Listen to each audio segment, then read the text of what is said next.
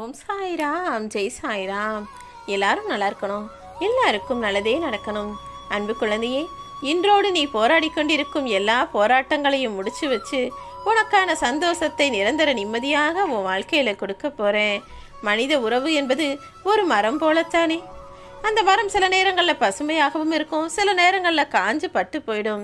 அப்படிதான் இப்போது உன் வாழ்க்கையில உன்னை சுற்றி இருக்கக்கூடிய மனிதர்கள் உன்னிடம் நெருக்கம் இல்லாமல், விரிசல்கள் பல வந்து சரியான புரிதலும் இல்லாமல் பிரிந்து போய் பல கஷ்டங்களையும் பிரச்சனைகளையும் மனவேதனைகளையும் கூட உனக்கு கொடுத்துக்கிட்டு இருக்காங்க இல்லையா?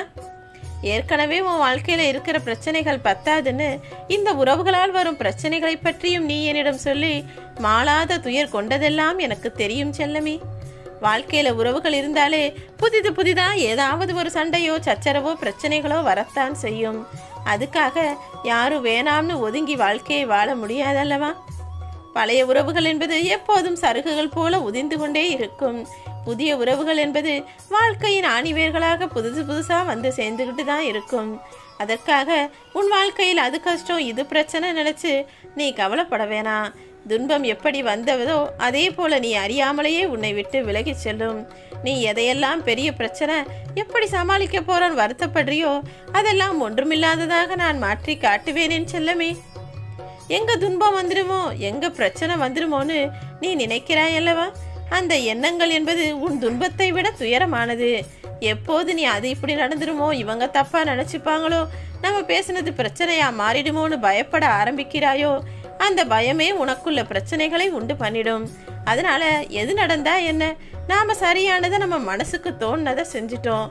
இதுக்கு மேல எல்லாத்தையும் சாயப்பா பார்த்துக்கிறட்டும், எனக்கு நிம்மதியும் சந்தோஷமும் கிடைச்சா போதும்னு உன் மன பாரத்தை என்னிடம் பொறுப்புகளா ஒப்படைச்சிட்டு நிம்மதியா வாழ ஆரம்பி. எப்போது நீ என்னை வணங்க தொடங்கினாயோ அதிலிருந்தே நீ உன் வாழ்க்கையில் வளரவும் தொடங்கிவிட்டாய் என் செல்லமே. கூடிய சீக்கிரம் உன் வாழ்க்கையில எல்லா வளத்தையும் நலத்தையும் செல்வ வளத்தையும் அள்ளி கொடுக்கத்தான் போகிறேன். சோம்பேறித்தனம் இல்லாத ஆளாக, எல்லாருக்கும் உபயோகப்படக்கூடிய நல்ல சிந்தனைகளை செய்யக்கூடிய ஆளாக நீ இருக்கணுங்கிறது தான் என்னுடைய ஆசை. பிரச்சனைகளே இல்லாத வாழ்க்கை எனக்கு வேணும்னு நீ நினைக்கிறத காட்டிலும் பிரச்சனைகளை சமாளிக்கக்கூடிய மனோபாவத்தை வளர்த்து கொள்வது தானே சிறந்தது. ஏன்னா இன்னைக்கு ஒரு பிரச்சனையை நான் உனக்கு சமாளித்து கொடுத்துருவேன், மறுபடியும் நாளைக்கு உன் வாழ்க்கையில கஷ்டமோ பிரச்சனைகளோ வராதுன்னு உன்னால சொல்ல முடியுமா? மனிதர்கள் என்றாலே ஏதாவது ஒரு வழியில யார் மூலமாவது கஷ்டமோ பிரச்சனையோ வந்து கொண்டுதான் இருக்கும்.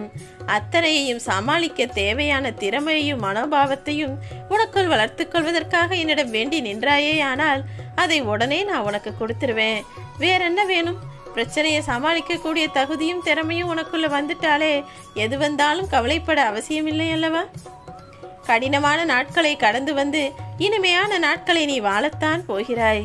அதற்கான ஆரம்பமாகத்தான் இன்று இரவோடு இரவாகவே நீ அறியாத வண்ணமே உனக்கு தெரிஞ்ச எல்லா பிரச்சனைகளையும் தீர்த்து வைத்து, நீ அறியாமல் உன் வாழ்வில் வருவதற்கு தயாராக காத்திருக்கும் பிரச்சனைகளையும் கூட சரி செய்ய போகிறேன் என் செல்லமே. உன்னை சோதிப்பது காலமாக இருந்தால் சாதிப்பது நீயாக இருக்கணுங்கிறத புரிஞ்சுக்கோ. இலையுதிர் காலம் என்பது உன் தலை மேல எழுதப்பட்டிருக்கிறது, ஆனால் வசந்த காலம் என்பது உன் இதயத்தில் தானே இருக்கிறது. தலை என்பது ஆரம்பம்.